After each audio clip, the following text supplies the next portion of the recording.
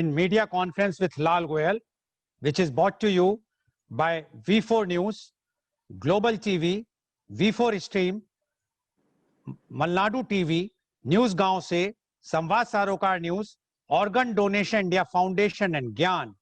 Our endeavor is to bring you the latest current topics as well as the COVID-19 impact. And today our topic is COVID-19 impact on crime. Poverty is the mother of crime. Crime is an unlawful act punishable by a state or other authority.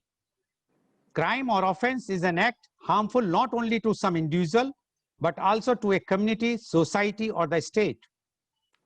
Such acts are forbidden and punishable by law. Police and law and order are state subjects under the 7th schedule to the Constitution of India, and therefore it is the primary duty of the state governments to prevent, detect, register and investigate crime and prosecute the criminals. Indian law is enforced by a number of agencies. Like many federal nations, the Constitution of India delegates the maintenance of law and order primarily to the states and territories. The state government has the power to severely restrict one's liberty for committing a crime. In modern societies, there are procedures to which investigations and trials must adhere. If found guilty, an offender may be sentenced to undergo imprisonment, life imprisonment, or in some jurisdictions, execution. The rate of crime increased once the lockdown eased. Just to give example of Rajasthan, in April 2020, there were murder cases of 89, while in May 2020, it has increased to 184, the difference of 106.74%.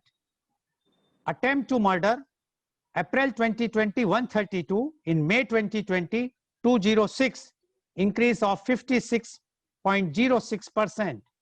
Dacoity from 5 to 8, that is increment of 60%. I am giving the figures April 2020 versus May 2020. So May 2020, the increase it shows. Loot, 31 in April, 44 in May.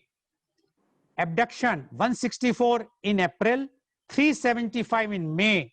That is an increase of 128.66%. Rape, 193 in April, 384 in May, increase of 98.96.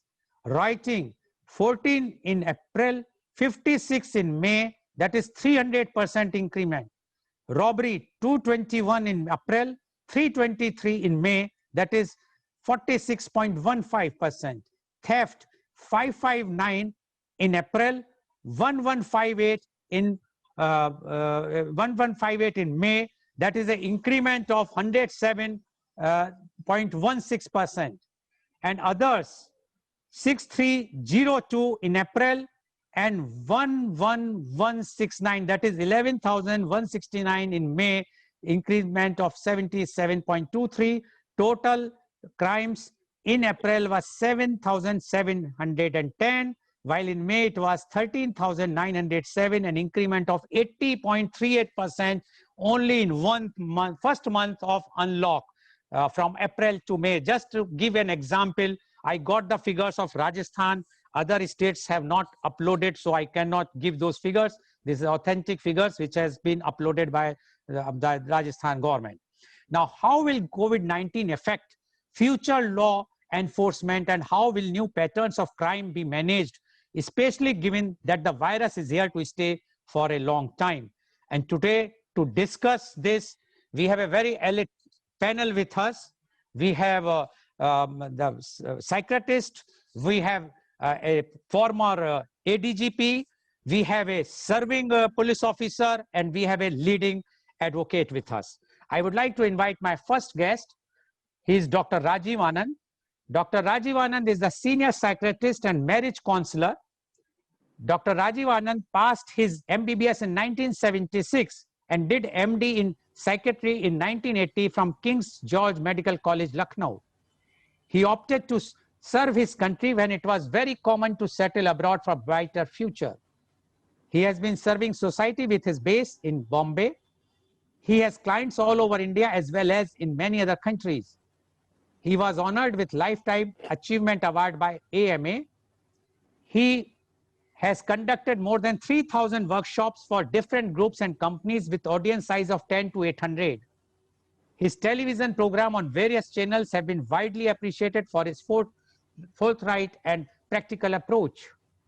He is leading in the field of mental and emotional well-being for 40 years. He was president of IMA for 2 times. He was interviewed in several talk shows, domestic and internationally. Welcome, Dr. Rajiv Anand, on our show. Dr. Anand, as I read the report, which says the increase, although there is only one state's figure is there, but even if we take that figure as authentic, it shows that about 80% increase in the crime rate in the very first unlock, I will say. Now, if this is the trend, do you think, we would like to know your views being a psychiatrist, why it is happening, what is the reason according to you? So COVID-19 impact on crime, Dr. Rajiv Anand, please. Good morning, viewers, and good morning, Mr. Goyal and my fellow panelists, Mr. Kulshrestha, Mr. Puneet Trivedi, and Ms. Aishwarya, and the viewers across different states. I'm really impressed as well as surprised that Mr. Goyal has dug out very pertinent data about the considerable increase in the crime rate in the first month of the unlock process, which is interesting. But I also hope so that these statistics are pertaining to the small crimes. And the basis of my saying so is this: the crime, there would be greater elaboration on this crime scene by my advocate co-panelists over here, police officers, retired additional director. But I'm giving my few bites on this matter. That bigger crimes one side, a smaller crime on one side. Society as large has defined the word crime. What does not suit majority, that is considered crime. An individual who usurps the right of the majority is considered to be doing crime. That's one point. Indian penal code system, in national legal system, police authority, they are doing a wonderful job in implementing the existing laws. There is no dispute about it. But we also have to agree that over the time, be the time over decades or maybe more decades, the definition of the crime would keep on changing. I just read about half an hour back in the newspaper that 62% of the women, they do sex texting on the mobile smartphone. 21%, 1 out of 5 women use a smartphone to make friends with strangers. Now, could we have thought about, many of us who belong to this country's culture, we all have heard about कि पराये मर्द से बात करना बिल्कुल गलत माना जाता था. किसी के साथ सेक्स की बात करना almost semi crime था. But hasn't that changed? Day in and day out, all of us who are watching TV, we are hearing the word about drug consumption in this industry or in that industry, or the conversion of this color of money to that color of man, or the abuse of power to torment, harass. Now, all these things which used to be much bigger condemnable crime earlier, they have spread so much that many people, they look other way and accept it. ये तो चलता है, ये तो होता ही है, इस industry में तो होता ही है, यहाँ तो ये करप्शन है ही, यहाँ तो ये बातें होती हैं. So as the time has passed by, I'm not referring to any particular industry, I'm not referring to any particular profession, I'm not referring to any particular vocation, be it this or that or that. But now we have accepted, society has accepted that this is now common and this is going to stay. So the definition of crime has been changing over the time. Whether legal system has taken cognizance of it or not, that is different issue. Be it the drugs which were happening right under the nose, be it the corruption which is happening right under the people who are supposed to prevent it right under their nose or right under their pocket, the corruption is happening, or so on and so forth. So many things are happening, but we look other way. Now coming back to the crime scene changing, post unlockdown, or as we are having unlock process. Let me look at this process from the point of view of a common man. As I said in my first two sentences, crime was basic thing defined was when an individual observes the right of majority. When the majority process shift, now lockdown process, the corona process made everybody victim to a much bigger calamity. Everybody has suffered, minimum few thousands to minimum to few lakhs to few crores. Everybody has run into difficulty, whether social isolation, emotional isolation, financial difficulties, difficulties running basic expenditure. Everybody has undergone the crisis, and the crisis, the unprecedented crisis, a crisis for which nobody had any preparation, nobody had any intimation, nobody had any inkling that this kind of crisis would come. People having low emotional reserve are undergoing various kind of emotional disorder or psychiatric problem.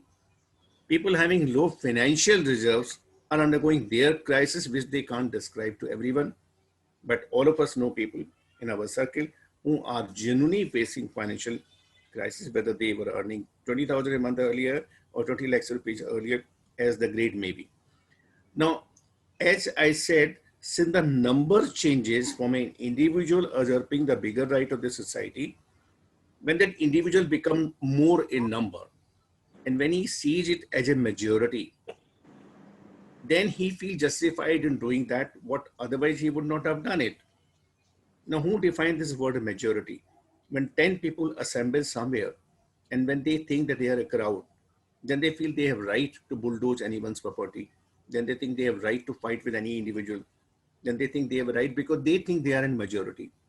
Be it 10 politicians, be it 10 gundas, be it 10 civilians, even civilians, when they make a scene about shouting slogans and all that, they feel they are majority, or they become 10 to 20 to 30 to 40. So now here is a shifting number of people who are suffering. They are defining their own majority. Coming to the brass track, the incidents of waylaying, incident of chain snatching, mobile snatching, walking on the road in the morning walk, there are increasing number of cases coming to the light, and the number of cases which come to be reported in the police station may be far less than what they happen, because the process of going to a police station, this is ANSI, how much how much one has time and one is ready to do that, and what results are going to be if you have lost a mobile or lost a watch or lost a wallet. Many people do not go to report this. So perhaps number of cases which get reported for small crimes, vis-a-vis number of cases which go unreported, understandably huge gap in that. Now people are really suffering in this population of what is commonly called 135 crores. People are really suffering financially, which they had never suffered. So there is a struggle for survival. A struggle. I'm not endorsing anyone's crime. I'm not justifying anyone's bad act, nor I have authority, nor I'm empowered, nor morally I do. Yet I'm just sharing my observation that people are feeling tempted to take away something which other people do have in plenty. People are playing with the car parts, people are playing with the car mirrors or the car stepney, because they justify, because they are in need for little money for the survival. And now bigger law system would justifiably and quite rightfully, or the police authorities would, if they get a chance to lay their hands on those people who commit these crimes, robbers, mobile snatcher, chain snatcher, they need to be punished, because if this is allowed to go unabated, that this would lead to bigger problem, law and order problem. So, but these people who are committing these crimes, they feel entitled, they feel justified, because they have nothing in their hand. Now, number of such people who have much less to nothing in their hand, they may belong to a particular community, may or may not. They may belong to a particular state of society, may or may not. Because as we have been watching news for last few weeks or so, even people who are from the upper state of the society have no hesitation in doing many things which otherwise their parents wouldn't like to admit, as we have been watching day in and day out, because they feel that more and more people are doing it. So a trend is changing. What we used to consider crime in our formative years, or in our young years, is no longer seen as a crime by people in that age. Smoking, now, not a crime as such, but smoking was avoidable. Now it's there. Dating, moving out in the car, or having illicit relationship or illicit legitimate relationship. Now people are flaunting it openly, whether people belong to my family, your family, or film star's family, or this actor's family, or whatever it be. But this is now happening increasingly, and society cannot come with a heavy hand on this on day-to-day basis. And the legal authorities or the administration or political system had too many other things to remain busy with than to come down on this level. So agreed, crime scene is changing, but I also feel the need for some other action, need for looking into these people's problem. I always, I always believe that there's some way crime scene can be prevented significantly if people are guided well in advance, if people are understood, if people are helped. Now, even a simple talk like the way we are talking over here go a long way in reassuring people कि भाई जब चार लोग मिलकर बात कर रहे हैं कि Covid scene, corona scene, lockdown scene may not last much longer. Maybe we have gone through 6 months. Maybe we may have to go through 1 more month, 2 more months. हमने 6 महीने टॉयलेट किया जिसकी हमें उम्मीद नहीं थी कि हम 6 महीने टॉयलेट कर पाएंगे, मगर किया ना हमने. हम 1 महीना 2 महीना और कर लेंगे. जो हम लोग ये बात करते हैं तो किसी न किसी इंसान के दिल को छूती है, बजाय इसके कि उसके माइंड में नेगेटिव थॉट्स का एक्युमुलेशन हो रहा है, बिल्टअप हो रहा है, नेगेटिव थॉट बिल्टअप हो रहे हैं, उसके अंदर फ्रस्ट्रेशन बढ़ रहा है, उसके अंदर डिप्रेशन बढ़ रहा है, उसके अंदर अनसर्टनिटी बढ़ रही है, उसके अंदर फियर ऑफ फ्यूचर बढ़ रहा है, उसके अंदर स्ट्रगल फॉर सर्वाइवल की बारे में कोई उसका आंसर नहीं है, and he is feeling tempted for a shortcut answer which a common man feel. So we can prevent crime scene, we can prevent crime rate, we can change crime scene significant way whenever we have a dialogue like this. Whenever people who are experienced, people who are knowledgeable, be it from the Department of Police or be it Puneet and Chaturvedi ji advocate, or be it be people from the behavioral science, instead, and be it Mr. Lal who is doing the media conference untiringly over the last few months.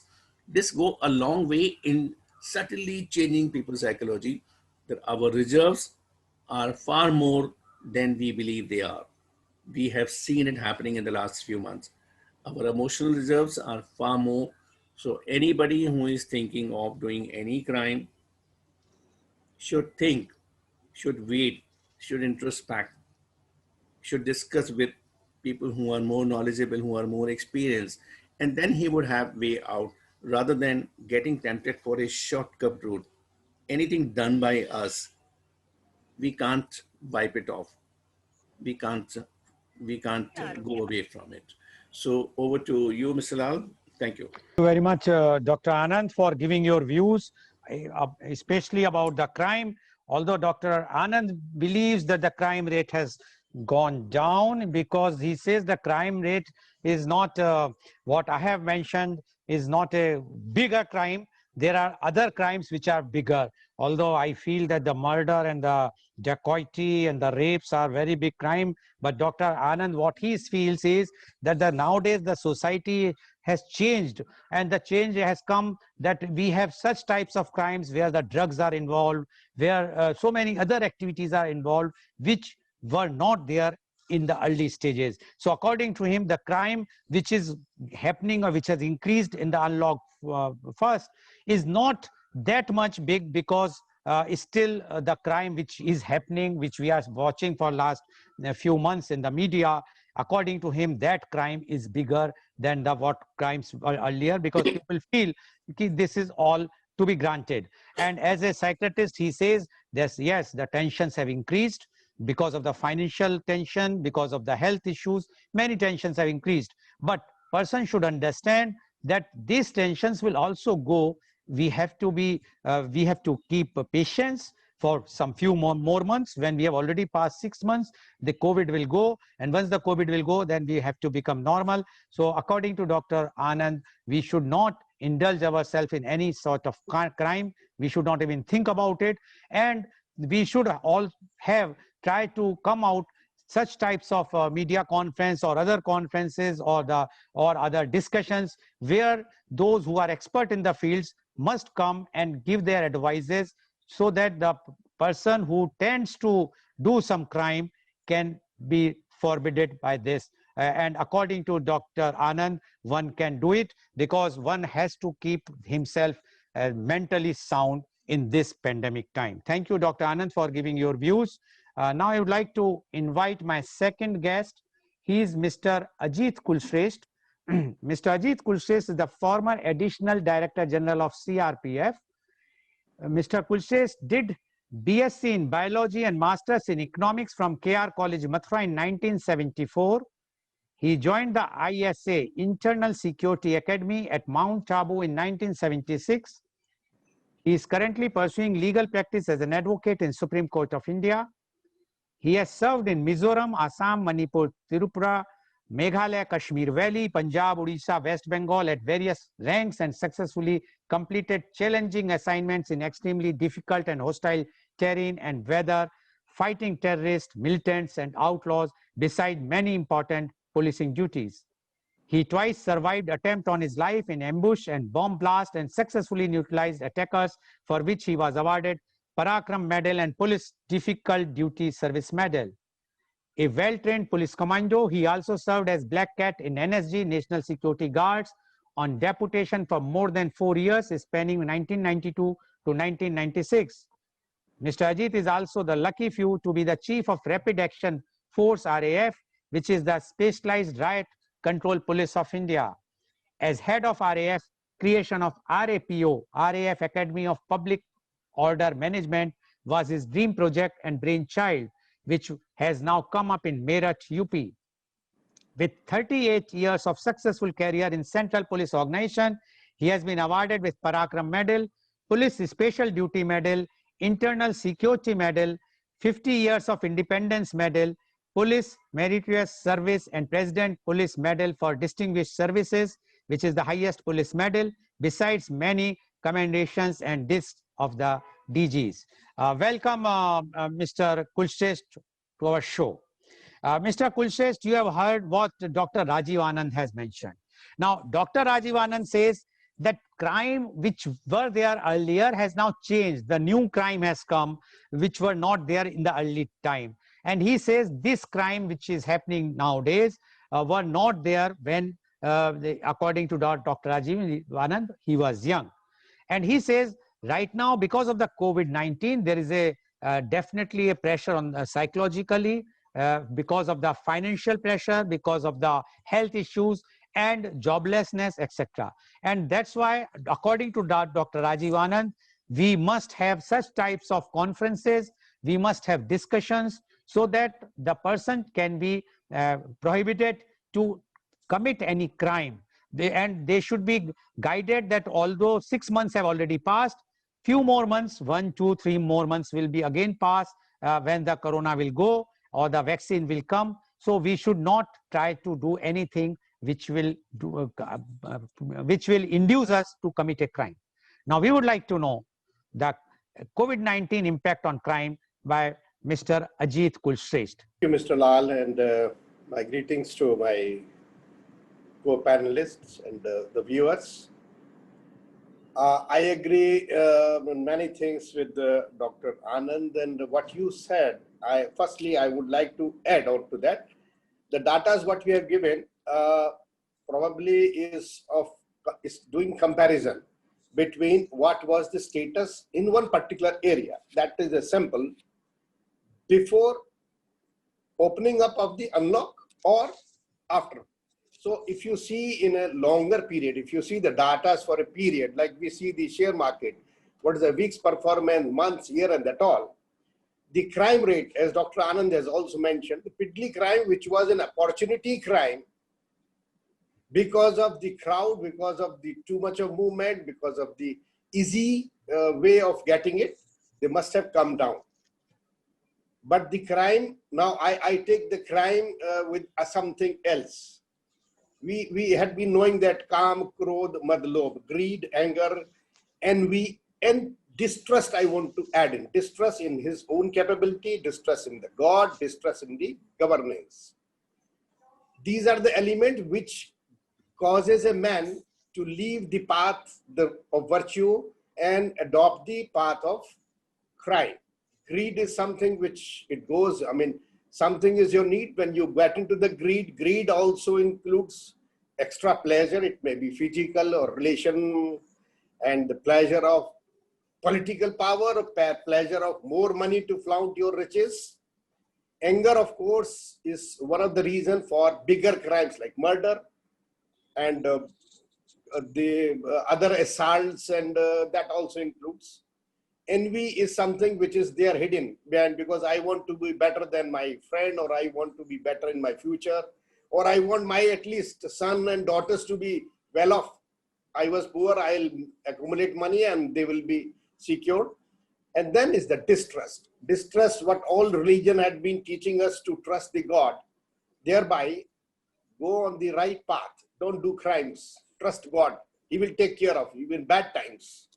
And of course, the governance. That also includes a myth that you think that during this corona or a situation like this, you will have easy way of, after committing crime, probably police will not reach, nobody will go to the police station, which is effect what Dr. Anand has also mentioned.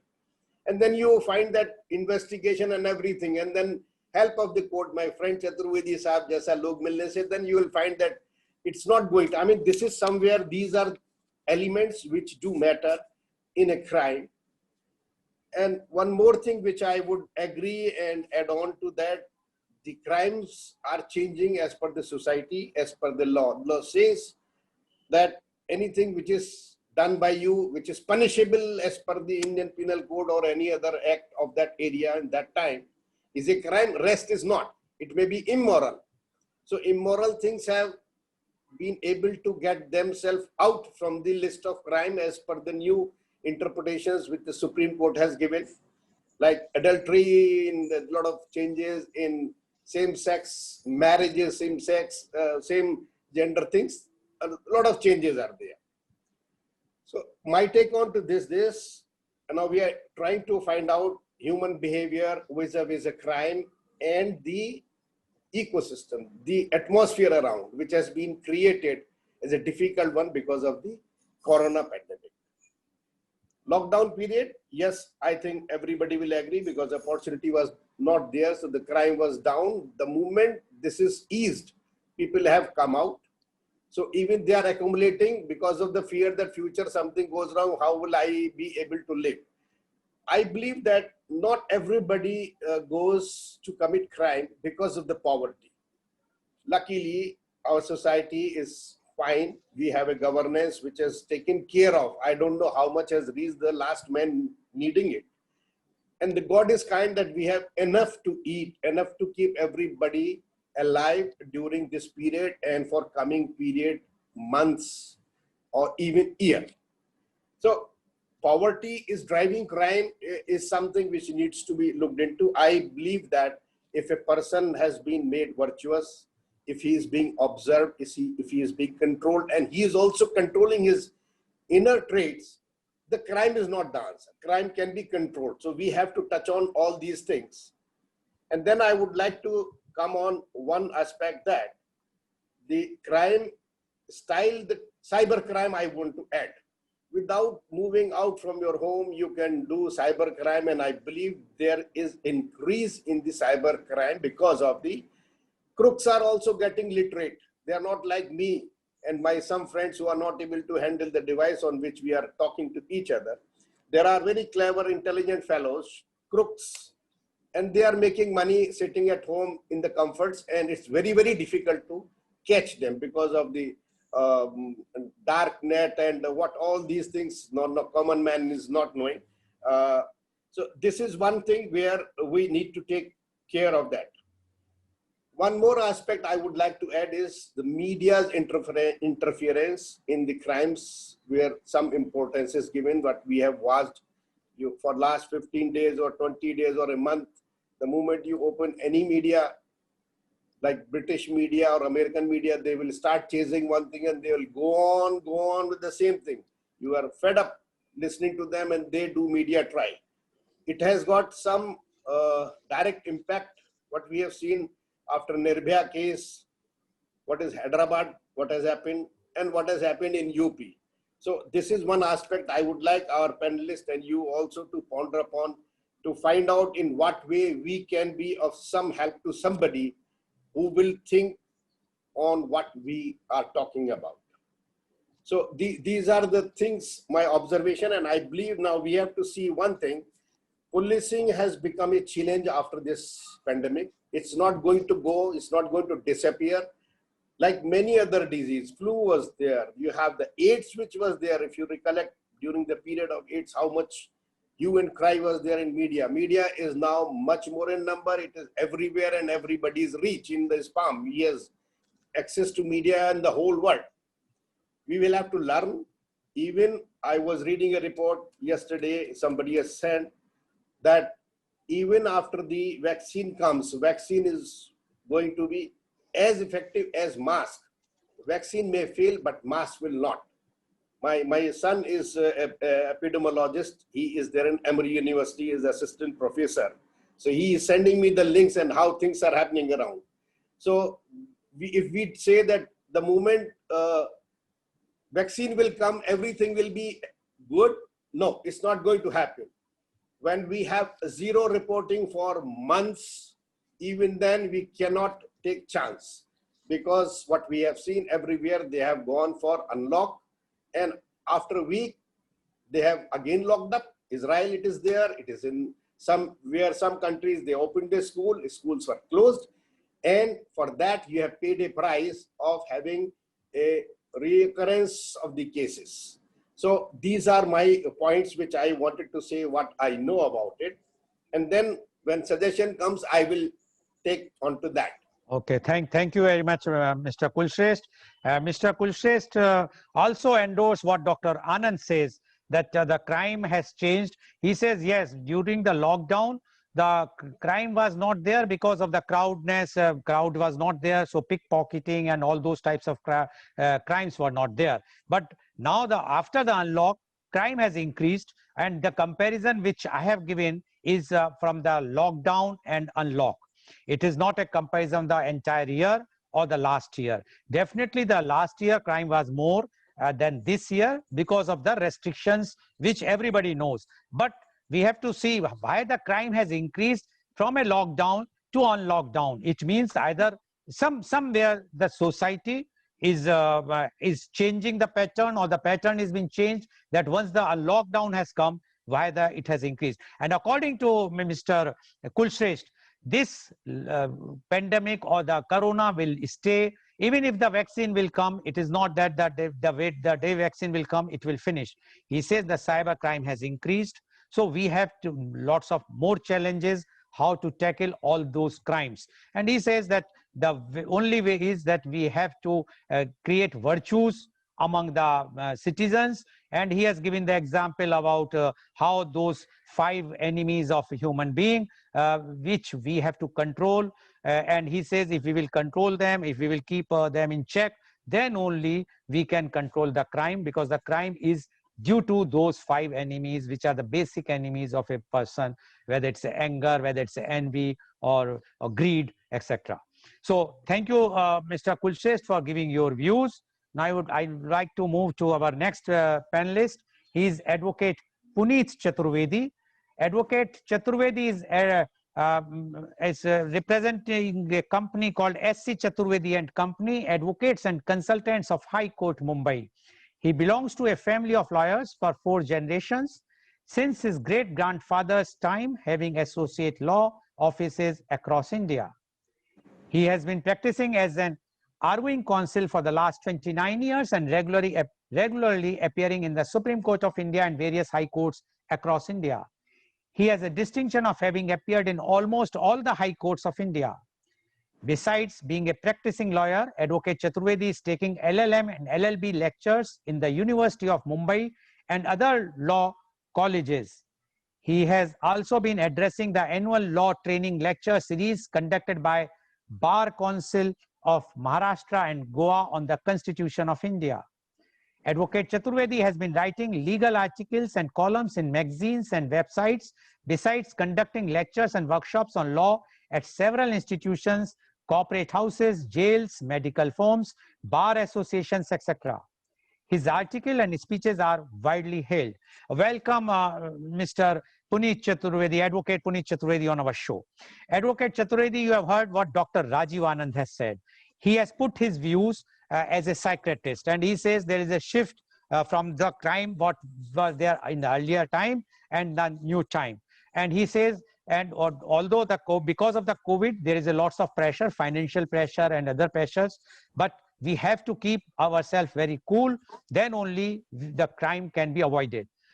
According to Mr. Ajit Kulshrestha, the crime is because of the greed, envy, and all those 5 enemies which a person is having, and we have to create virtues. He says the crime has increased, the cyber crime has increased, although he is not agreeing with my figures in one way. He says the figures which I have given is from the lockdown and the unlockdown period, that is 1 month prior to unlockdown and after the unlockdown. But definitely he is right in one way, but he has to understand, or everyone has to understand, crime is crime. Why it is increasing, that is what we have to understand, that if in a 1 month's time of unlock so much crime has increased, what will be the future, what is going to happen. Now we would like to know the COVID-19 impact on crime. Mr. Advocate Puneet Chaturvedi, please. I'm happy to join the august company of Dr. Anand, Senior Retired Police Officer, Mr. Kulshrestha, Serving Officer, Ms. Aishwarya, and of course our moderator, Ms. Lalji Goel. Primarily, law can be classified into 3 broader classifications and 2 sub-classifications.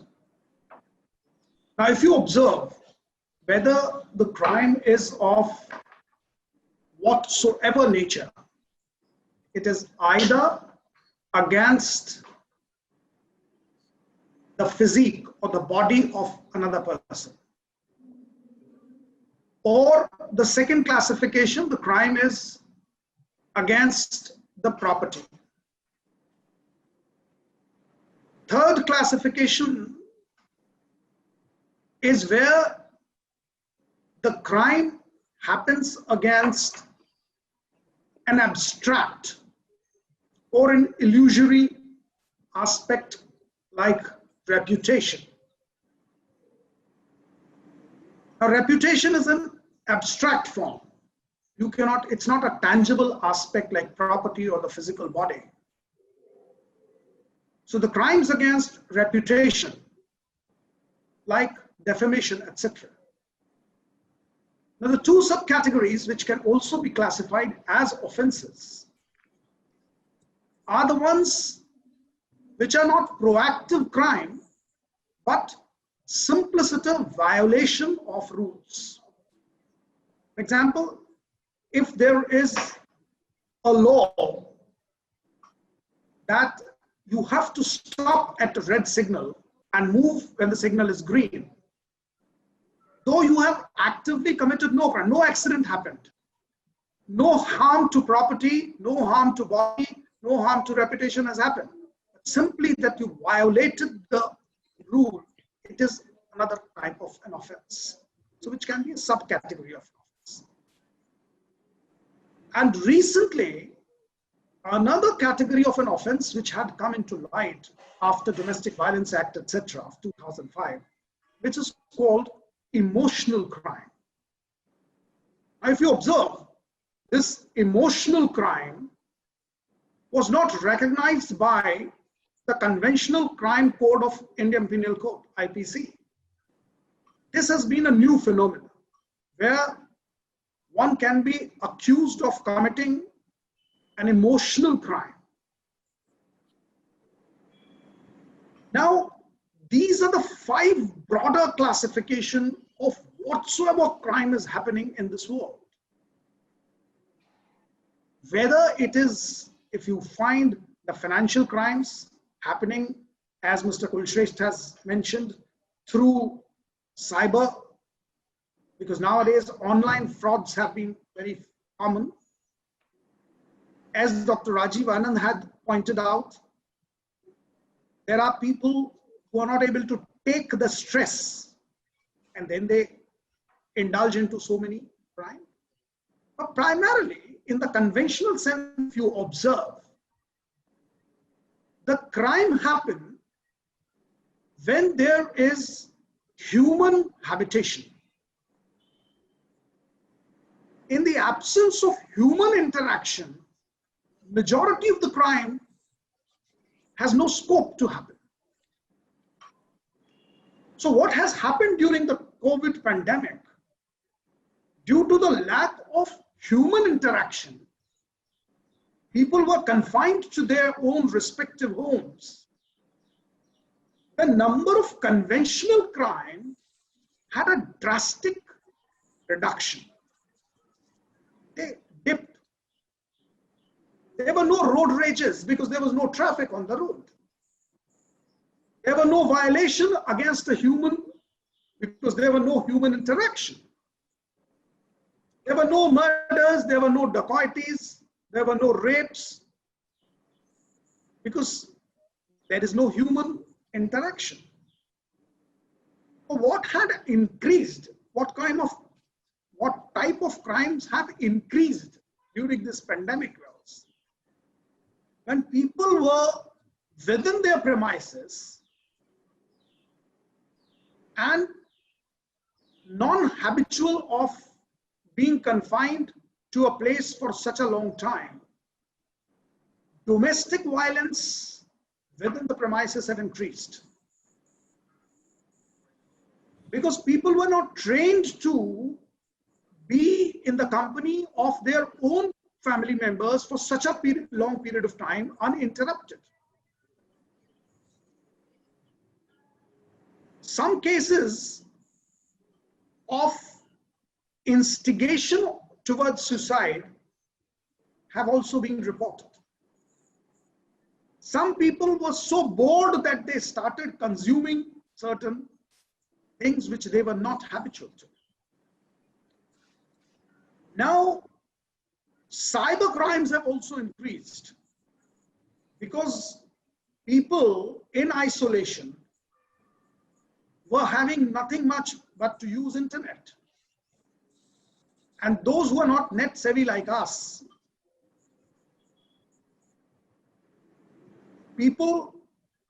I have come across a place in Jharkhand, a village called Jamtara. I've been told that the people from that place have been committing a cyber crime. They run a racket. The modus operandi is very clear. They send you a message, very alluring, very inviting, that you have won some good prize. Click here, click there, and your money would be transferred into your account. Please send your link. Please send your bank account number. Please send your this detail, and an amount would be credited. Instead, the amount gets debited. And when one feels cheated, you'll be surprised that people sitting various parts of India have been calling us that this has transpired with us.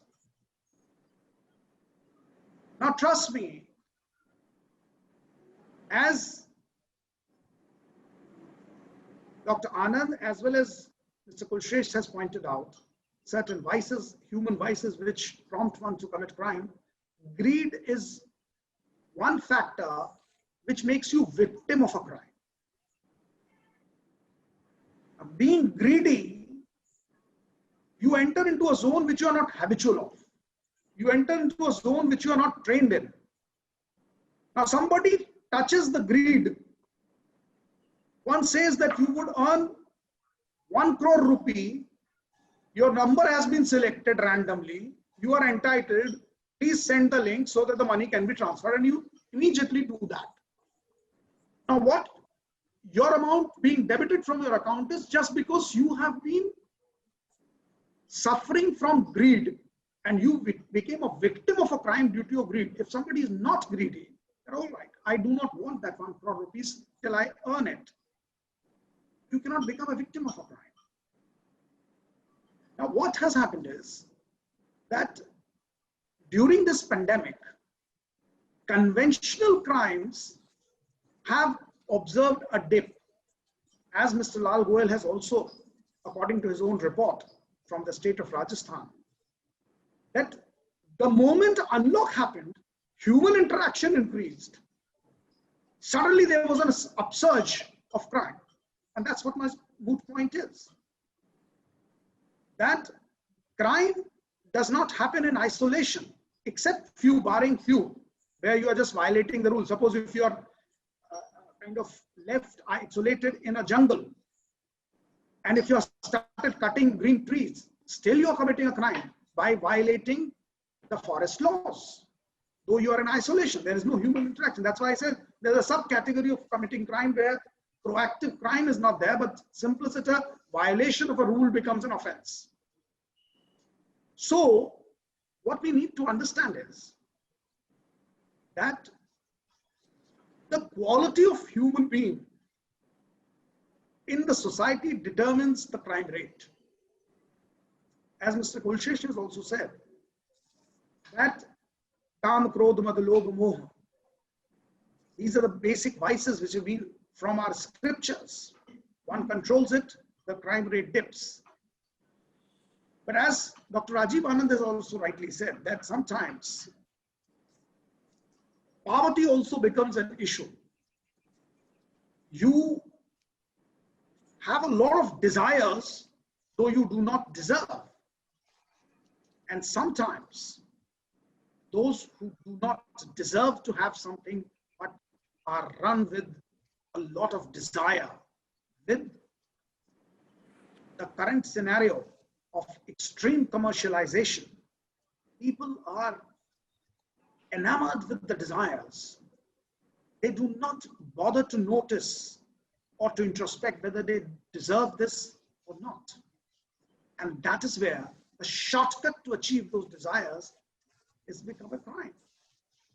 And I'm sure Mr. Sharia, who's in our current working, would find that this is what is the base.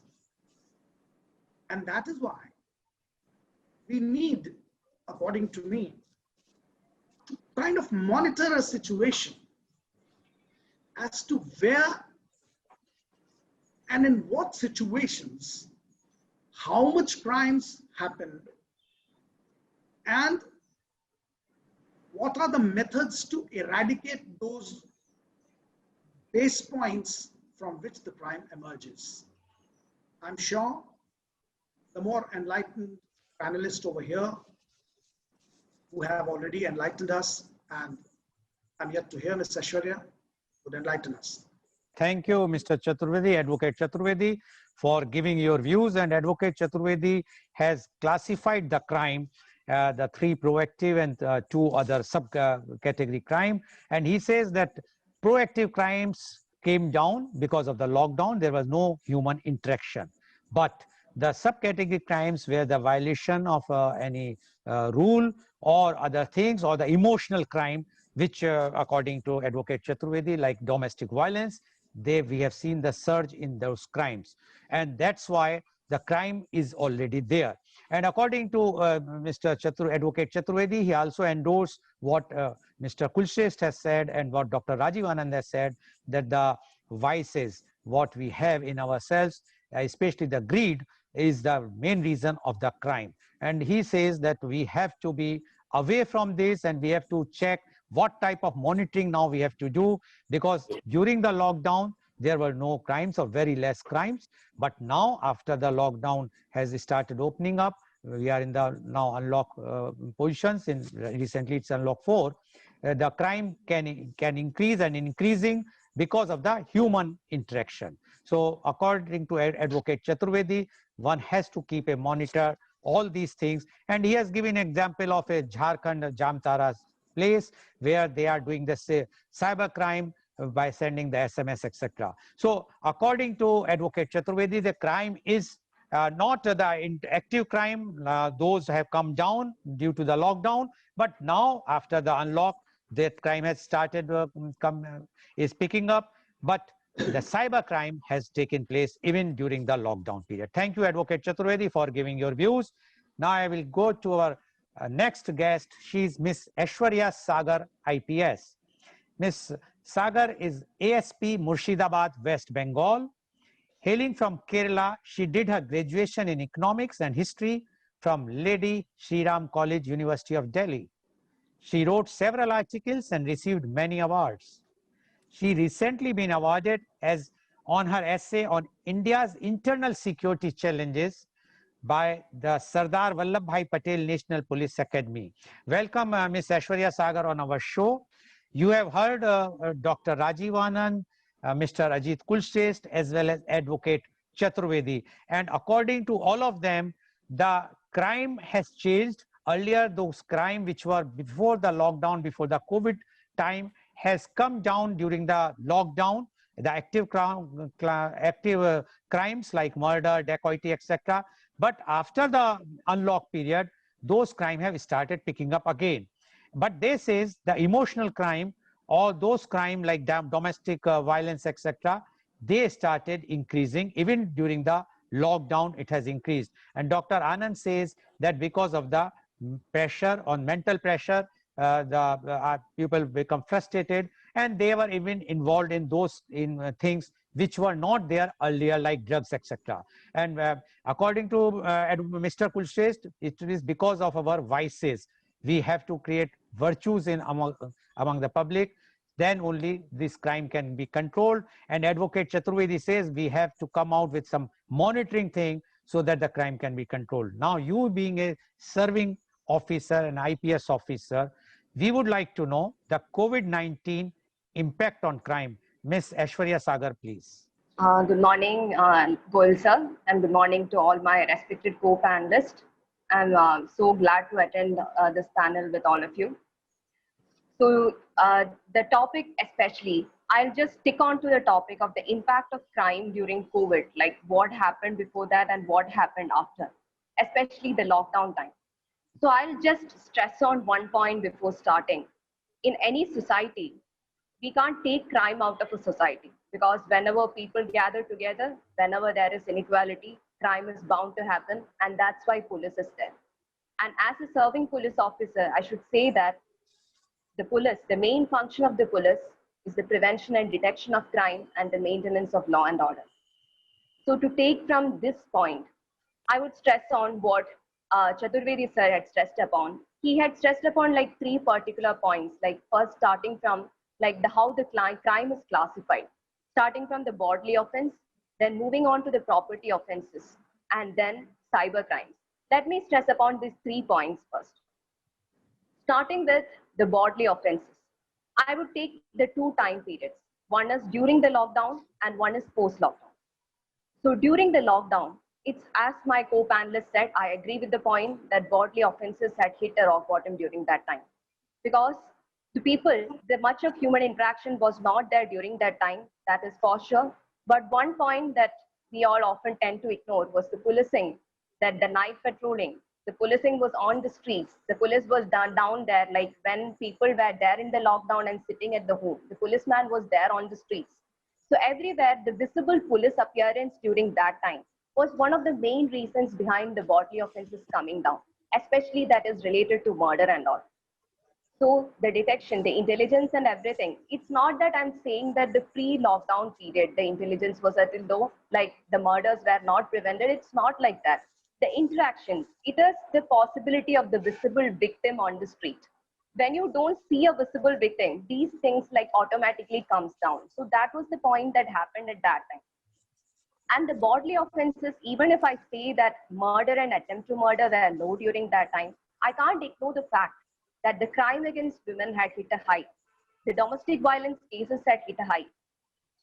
So I am comparing this point, it's not just from the point of urban India. We also have to think it from the point of rural India, when the migrant laborers and the people who don't have, like they were daily wage earners, like they don't have the opportunity for their employment, they don't have the opportunity for their salary wages a day, and they were sitting at home. I agree with the point that the mental pressure was burdening up, and this led to the most possible victims are the women at home. So the domestic violence cases had hit a high during that time.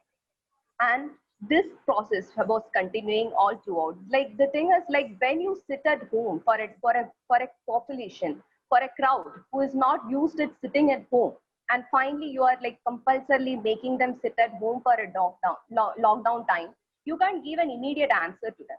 So these kind of tensions and frustrations within themselves, it led to the crime against women, and that was at a high during that time. And the lockdown period, since we were serving during that time, we could clearly understand the women coming to the police station. But I differ with one point that the police is not approachable.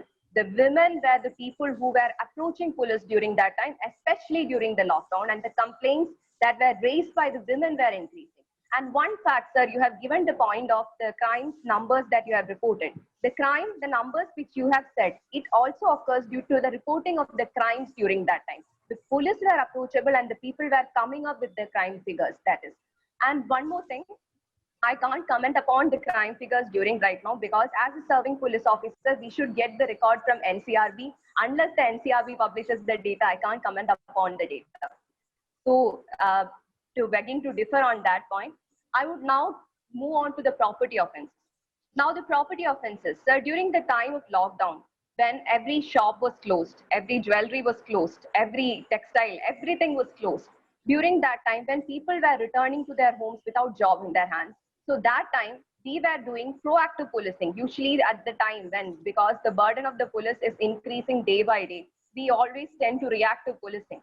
But proactive policing so like a much bigger hand during that time, because we knew in beforehand, because people don't have jobs as wages in hand.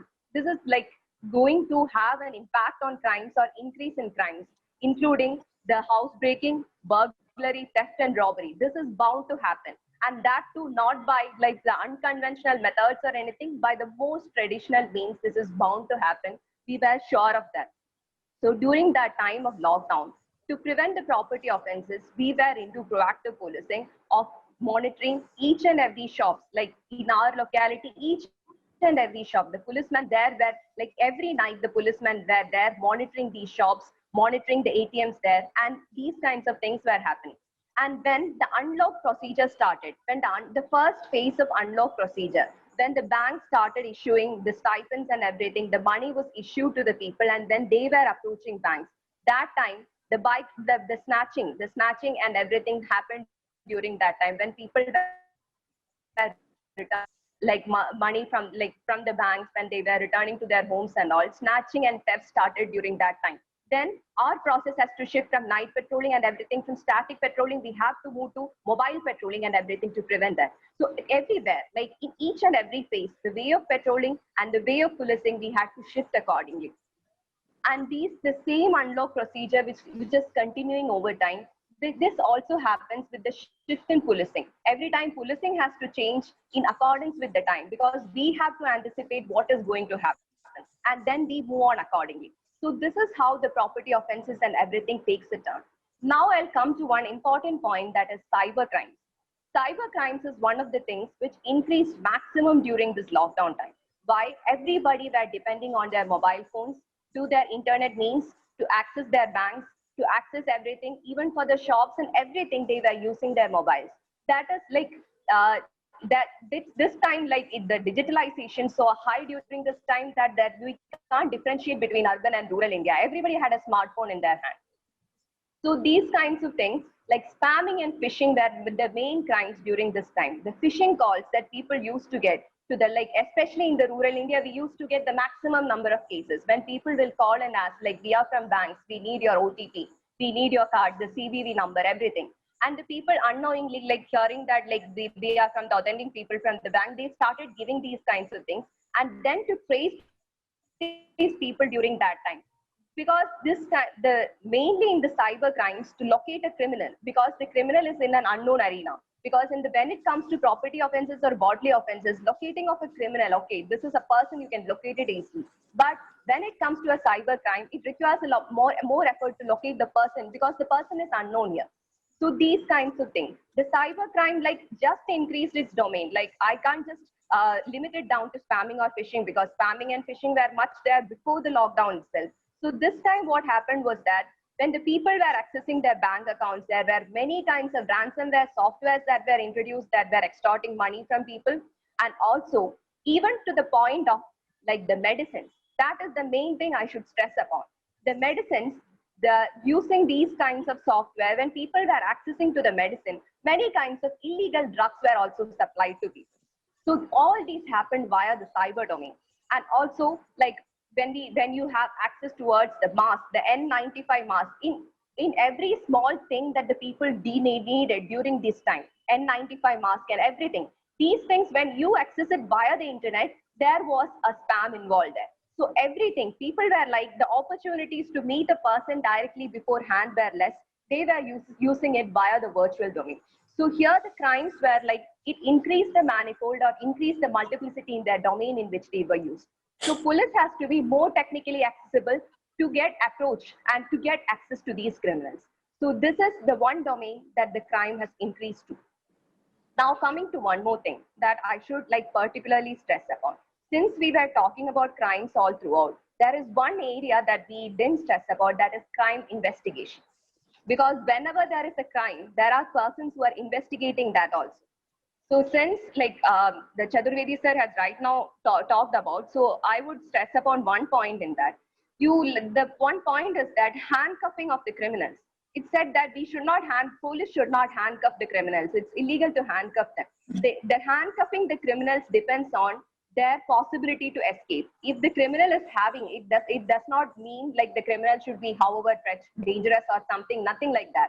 If there is a possibility to escape, depending on the gravity of the possibility to escape, you can handcuff the criminal. It is by law. But here, every criminal has the possibility to escape right now, because without maintaining the social distancing, when you maintain the social distancing, how is it possible for a police to catch a criminal? Because when you arrest a person, you have, according to law, you have to touch the body of a person to arrest a person. When the social distancing is there and the COVID is the norm of the day, the policeman who is a regular human being, it is impossible for him without touching a person to arrest a person. So how can a social distancing be followed there? So policing also has to change its norm and everything. Actually, the law has to change and modify according to the norm that COVID is the norm of the day to support policing right now, which is not happening. So the criminal investigations, since during this time also, like all these, like I can't say there is 100% conviction or the 100% detection in the crimes during this time, because much of the focus of the policing were shifted to the COVID, the maintenance of lockdown, and so many things it were shifted to. But still, there has been crime prevention and detection during this time. There has been detection of burglaries, dacoities, everything during this time. It's not that the policing came to a standstill. But the thing is that the law has to be modified according to keeping in view that the COVID is the norm of the day, and then the policing has to be supported for the prevention of the crime. And then I'll just tell about one point. Crime can be prevented from a macro level and not from a micro level. Micro level, it has to be within the community going down to this, like the different groups, and then coming down to the family. And it is not possible to classify each and every person into one domain and like according to their virtues and all, because as a serving police officer, I don't find it like easier from this. This will take, it has been like 70 years this is happening, and over the years the process will continue also, because education and everything comes as a point of view in that. Only thing is that the crime can be prevented at the macro level. So when you consider the society at the macro level and when you consider the crimes, it's not like the crimes were there actually before the lockdown, crimes were there during the lockdown and after the lockdown. Only thing is that I do agree with the point, when the human intervention, whenever the human intervention lessens, the crimes also lessen. The most relevant example of that is the road accidents, because there has been like examples from all over the country where the road accidents were at its peak. When vehicles doesn't come on the road, like there is no point in road accidents at all. So this is the point that happened. Like whenever like something is available in abundance and when it comes down, the crime automatically reduces. But from a point of view of the policing, crime can't be taken out of the society. The crime will continue. So the COVID, what it has to be, what we have to understand is that till the vaccine comes up and till everybody gets immune to this kind of a virus here, we have to accept it as the norm of the day, and we have to move on with the society as a society. And we have to understand that it is not something new that is happening right now. It's not these crimes that are rising right now. It's like that. We have to accept it as a norm of the day, and policing as a community is there to prevent the crimes, and they are trying their best also with all these limitations which is available at this point of view. Policing is trying its best to prevent the crimes also. So that is what I have to say. Miss Aishwarya Sagar, IPS, and she has very clearly mentioned that it is not that we should think that only because of the lockdown the crime has gone down. It is because of the effective policing.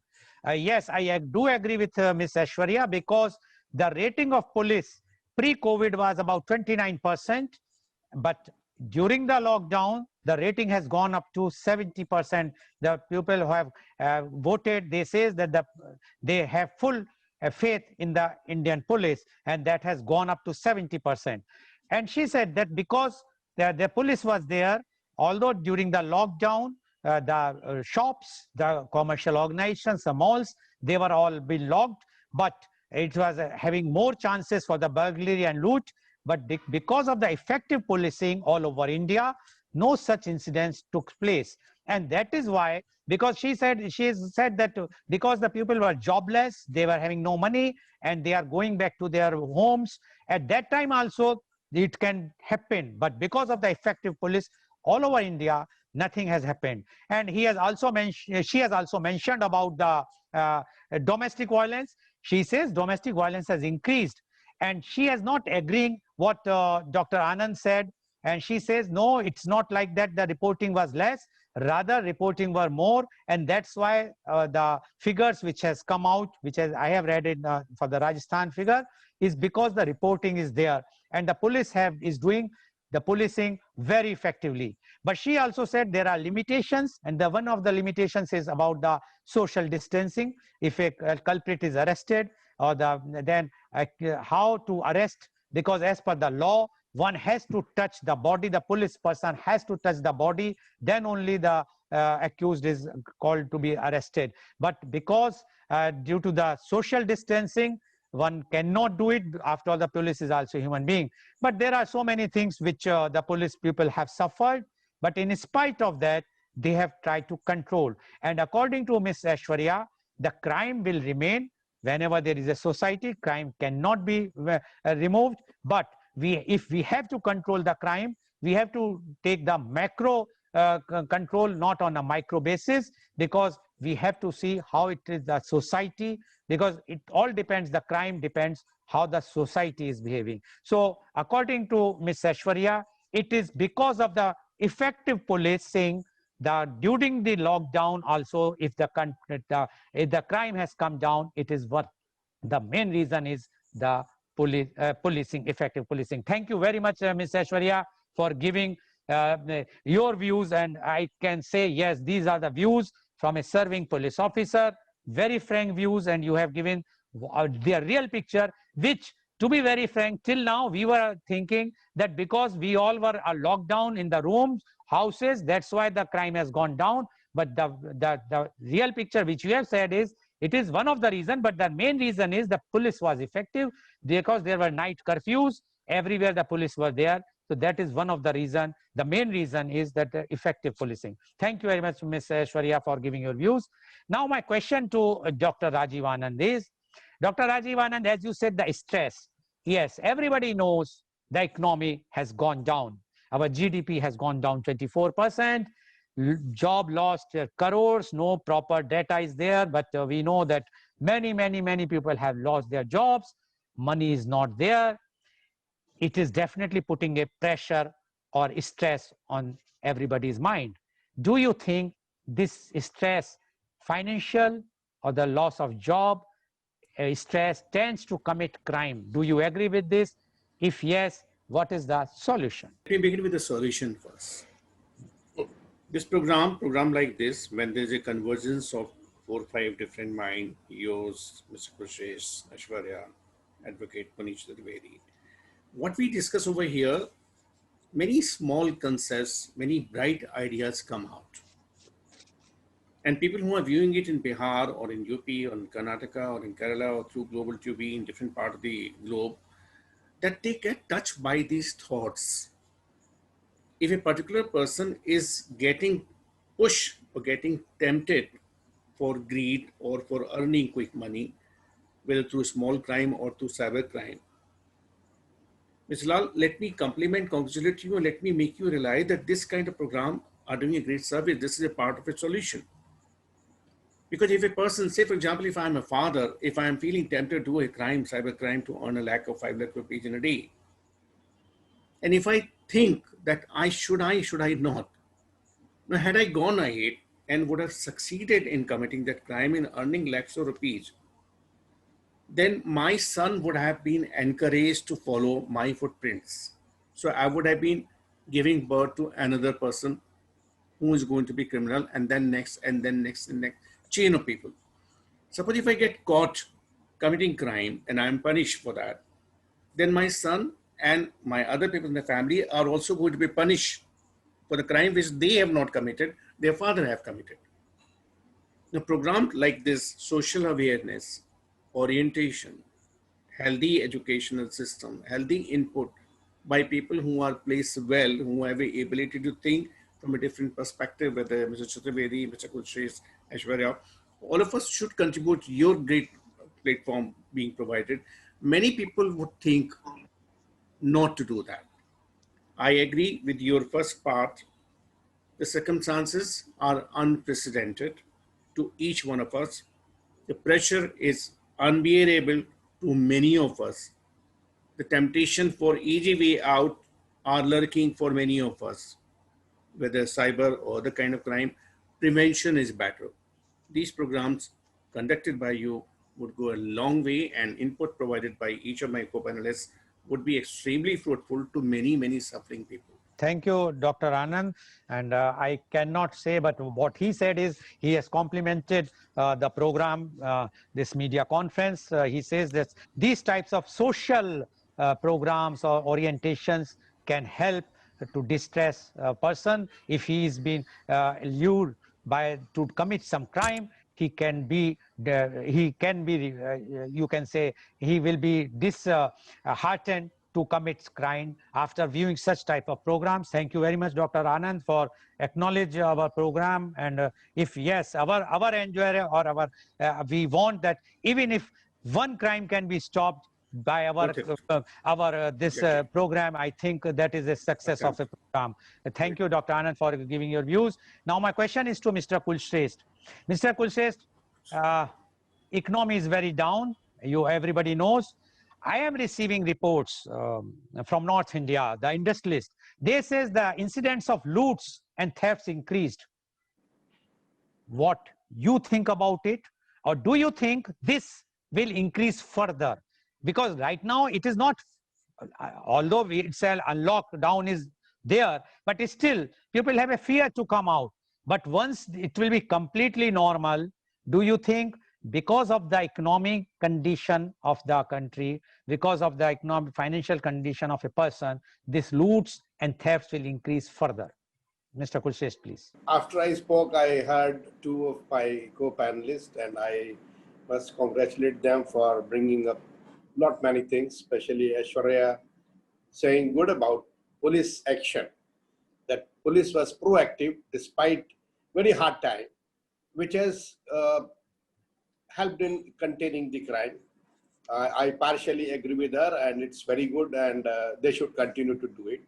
Now, coming on to this incident of the crime which has increased, as you rightly said, it must be true. People who are now under distress because, of course, they may be able to have their food twice a day or once a day or poverty. It's out of compulsion. Only thing is this, where I said distress, they don't trust that today is something I will have, but what will happen tomorrow? So these things are there. I'll mention about one thing which is related to our hometown, Mr. Lal, Mathura. And I was a young boy when Mathura refinery was to be started. That road people used to say, never go like that, because there were the communities, there was villages, they were indulging in road laying and what sort, all crime which can be committed on the road, looting and everything. Then refinery came. And after that, I was interacting with the local police officer when I grew up after the industry has come. The crime on the road, the loot has almost stopped. I said, what has happened to that? He said, everybody who was indulged in this, they are now the truck owners, which is supplying goods to the refinery and take. So one opportunity has come, they have energy, they have a desire, or maybe the need. So where to go? If they find an opportunity, they will do that. So this is out of compulsion. This is not going to last in case if we are able to see that the jobs are created, not in government parlor only. It is a parlor. It should be we have to engage people in a fruitful, honest way of earning whatever capability they have, and the crime can be controlled. Some crime is out of the compulsion of the society. Inequality is one of them. If somebody has become rich by doing it wrong, it's a good. You follow that up. You are caught, you are gone. If you are not caught, you are a rich man. You can be very rich man. So that's what they say. Committing crime is not wrong. Being caught after committing crime or just being accused is a crime. So this what you said, I 100% agree with this, and the solutions are there in ensuring that inequality is reduced to the extent and everybody is given a job, given an opportunity for having some assignment, some work to sustain and to contribute for their family, for themselves, community and the nation. Thank you, Mr. Kulshrestha, for giving your views. Now, I would like to ask Advocate Chaturvedi. Advocate Chaturvedi, nowadays there is some order has been passed by Supreme Court that if the offense committed up to which where the provision of the punishment is of so much years, less than so many years, then that accused has to be immediately left out on the bail. One. Secondly, because of the COVID problem, many of the jails have been allowed to give the convicts or the accused the bail or the parole.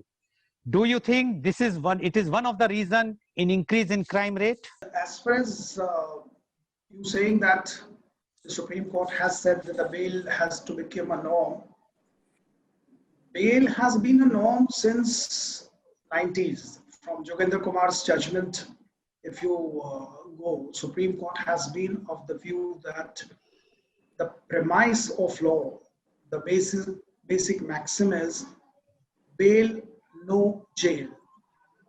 Like most of the people have to be given the fundamental right of guaranteed under Article 21 of the Constitution of India, that live life and liberty.